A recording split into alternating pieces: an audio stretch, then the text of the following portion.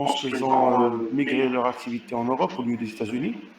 Bon, je n'ai pas beaucoup de détails parce que actuellement, j'ai aucun produit sur ce hébergeur.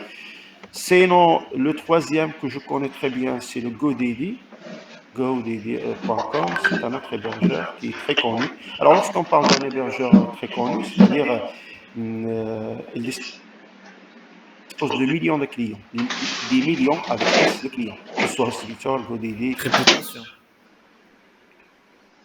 Ou, moi, j'ai donné une idée sur le nombre des clients, le nombre des sites hébergés sur ces hébergeurs. Il est compté par des millions de sites. Je ne parle pas de 1000 ou 2000 ou 3000 sites web. OK. Alors, si vous voulez, on peut voir quelques hébergeurs. Alors, pour toute la classe, vous pouvez toujours poser vos questions en temps réel. C'est-à-dire, vous n'êtes pas obligé d'attendre à ce que je demande est-ce que vous avez des questions. Alors, ça, si vous voulez le nom de host, alors vous pouvez voir qu'il propose le service nom de domaine, hébergement web et donc d'autres services que je ne vais pas expliquer maintenant. Alors, prenons le cas de nom de domaine. Alors, à partir de ce site, de cette société, alors j'ai dit qu'ils ont déjà un bureau aussi à Tanger. Ils ont donc, si je veux acheter un nom de domaine, par exemple, NSA, oh, toujours le problème de cul, NSA.ma, rechercher.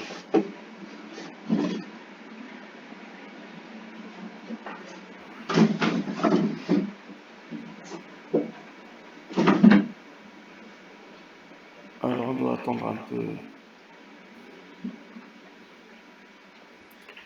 les résultats. Alors, je ne sais pas pourquoi il ne s'affiche pas, donc peut-être il y a un problème sur le site, ou même le navigateur, parce que je ne suis pas habitué à travailler avec le Itch. Alors, essayons de voir ça sur notre hébergeur. Connect, nom de domaine, enregistrer un nom de domaine. Alors, essayons de voir NSA. Rechercher.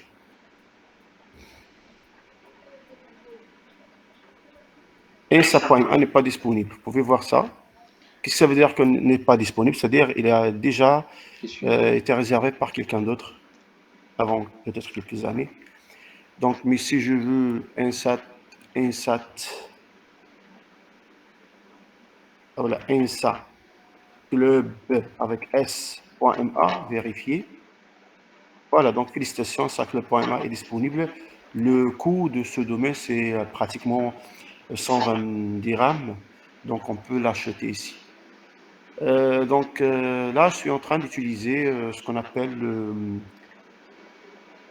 je suis en train d'utiliser la commande Ruiz implicitement. Alors là, vous pouvez voir ici le nom de domaine qu'il existe trois onglets. Enregistrer un nom de domaine, transférer votre nom de domaine et nom de domaine Maroc. Alors, à votre avis, quelle est la différence entre enregistrer un nom de domaine et transférer votre nom de domaine?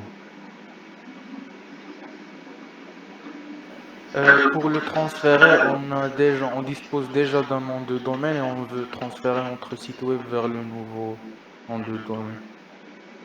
J'ai pas bien saisi votre réponse. Essayez de reformuler votre réponse. Pour le transfert, on dispose déjà d'un nom de domaine. On a un site web hébergé sur un nom de domaine On et n'est pas, on n'est pas, écoute, on n'est pas, on héberge un site sur un domaine. On héberge un site sur un hébergeur. On est chez un hébergeur. OK? Alors, oui. Alors, qu'est-ce que ça veut dire transférer? Nous avons déjà un domaine réservé, oui. et Changer on veut de serveur. Alors, tout simplement, j'explique ce que ça veut dire transférer un domaine. Je suppose que j'ai réservé un domaine chez un hébergeur, par exemple, Nindohost ou la GoDaddy. Et je travaille avec l'hébergeur. Mais après 2 ans, j'ai décidé de prendre mon domaine et de l'héberger sur un autre hébergeur. HostGator ou bien Maroc Host, etc. Alors, le fait de prendre ce domaine qui est hébergé sur l'hébergeur A et le mettre sur l'hébergeur B, c'est transférer un domaine. Alors, pour transférer un domaine, c'est un terme qu'on utilise pour un domaine qui est déjà réservé, que nous possédons sur un hébergeur A, et on veut l'héberger sur un hébergeur B. OK? Donc, si je transfère un domaine de l'hébergeur A vers l'hébergeur B, donc ce domaine est déjà, je peux le gérer à partir de l'hébergeur A. Donc, lorsque je fais le transfert, est-ce que ce domaine est disponible dans les deux hébergeurs à la fois, c'est-à-dire en même temps? Alors, la réponse tout simplement, c'est non. Lorsque je fais le transfert, c'est fini avec le premier hébergeur.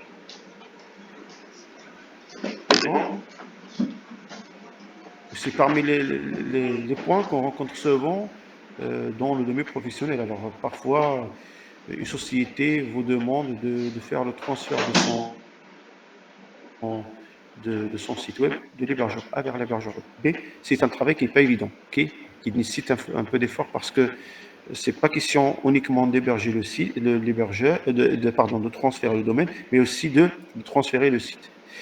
Est-ce que vous avez des questions? Sûr. Oui. Sûr pour ce site Cap.net. J'ai remarqué que .com et .net, et le coût de .net, c'est plus cher que .com. Pourquoi? Ben, écoute, c'est une question de, de la manière avec laquelle elles définissent les prix, tout simplement. Alors en général, les domaines locaux, c'est-à-dire .ma, .fr, .es, .us, .sa pour euh,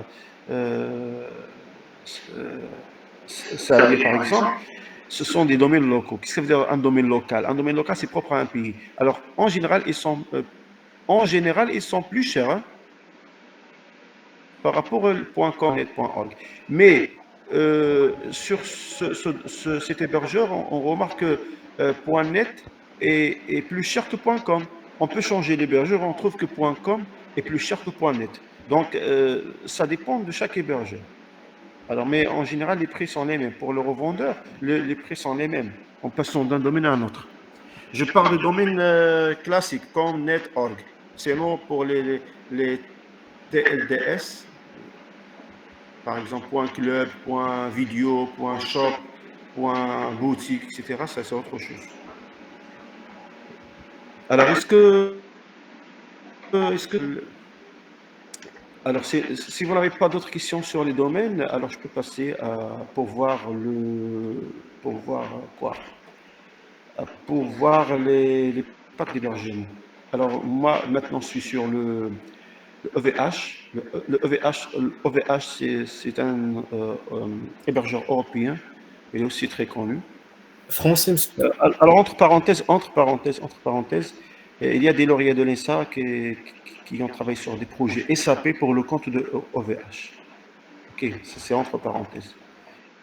C'est-à-dire, même s'il s'agit d'un hébergeur, il s'adresse sa chaîne logistique, si vous voulez, donc l'approvisionnement, etc. Alors, donc ça, si vous voulez, OVH, donc on peut aussi consulter la partie domaine. Voilà. Alors, ici, il affiche les prix en dirhams parce qu'ils ont défini la localisation de nos machines. Donc, ici, il propose le drapeau marocain, c'est-à-dire pour le Maroc, voici les prix. OK, donc, .com, c'est 100 dirhams. Si je change, j'utilise par exemple France, alors j'aurai une autre interface. OK? Donc, les prix, ça change d'un hébergeur à un autre. Alors, si je vais par exemple alors ici, c'est pratiquement 120 dirhams par an. Si je veux commander un domaine, je le consulte.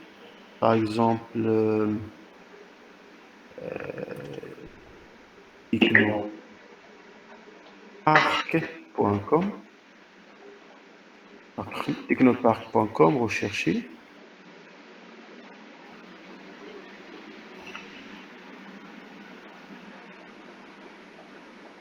Et donc, je suis sûr et certain que ce domaine sera réservé déjà. Alors, en attendant, voilà d'autres hébergeurs. Maroc Host est un hébergeur marocain aussi, qui propose les noms de domaine. Alors là, on peut voir quels sont les services classiques d'un hébergeur. La vente des noms de domaine, l'hébergement, l'emailing, le cloud mail, etc. Qu'il y a d'autres qui proposent même le streaming. Je vais expliquer par la suite ce que ça veut dire le streaming. Voilà le HostGator. Alors, c'est un hébergeur très connu. Alors, là aussi, il y a le domaine, la vente des domaines.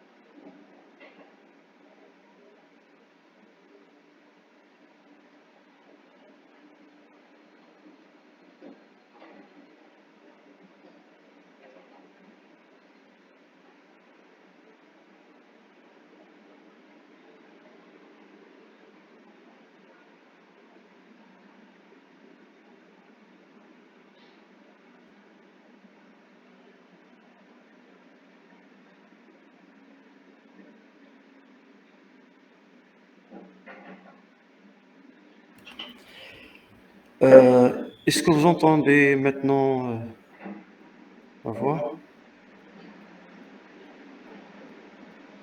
Est-ce que vous m'entendez? Oui, oui, oui, monsieur, oui. Apparemment, j'ai perdu la connexion, c'est ça? Oui, Alors, pendant combien de temps? Une minute, deux, trois? Une minute. oui, 3-2. Ok, donc je oui. dois... Parce que j'ai avancé dans l'explication sans remarquer que j'ai perdu la connexion. Ok, alors je vais revenir rapidement pour, euh, pour expliquer ce que je dois expliquer.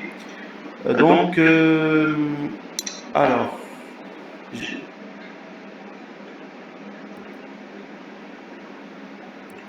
alors est-ce que vous étiez connecté lorsque j'ai parlé de OVH et lorsque j'ai essayé de Oui, technopark.com? monsieur. Oui, monsieur. Très bien. Alors, euh,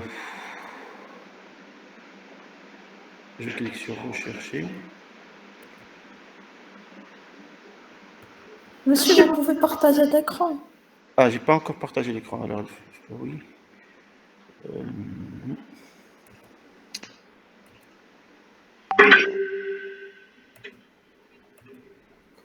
partager. Au cas où j'ai perdu la connexion, vous pouvez m'informer via le WhatsApp pour le déléguer. Comme ça, j'avance pas dans l'explication. Alors voilà les domaines. Donc, les domaines proposés par des hébergeurs. Voilà le HostGator. Alors moi, j'ai vérifié technopark.com. La réponse, c'est que technopark.com est non disponible. Il me propose d'autres extensions, technopark.tech, .blog, etc. Donc, est-ce que c'est bon pour les domaines? Est-ce que je peux passer maintenant au pack d'hébergement? Si vous n'avez pas d'autres questions, je peux passer maintenant à la notion de pack d'hébergement.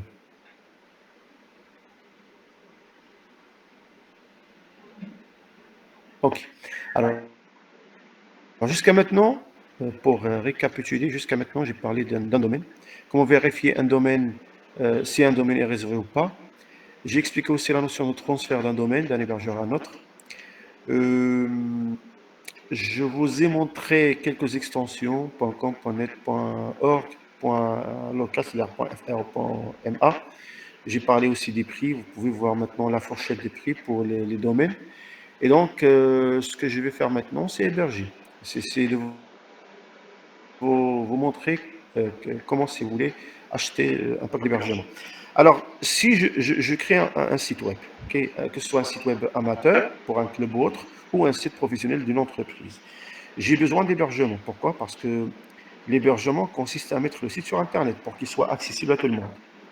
Alors, dans ce cas, je dois acheter un domaine et un pack d'hébergement. Un pack d'hébergement, c'est un produit qui va me permettre d'héberger le site sur Internet, tout simplement.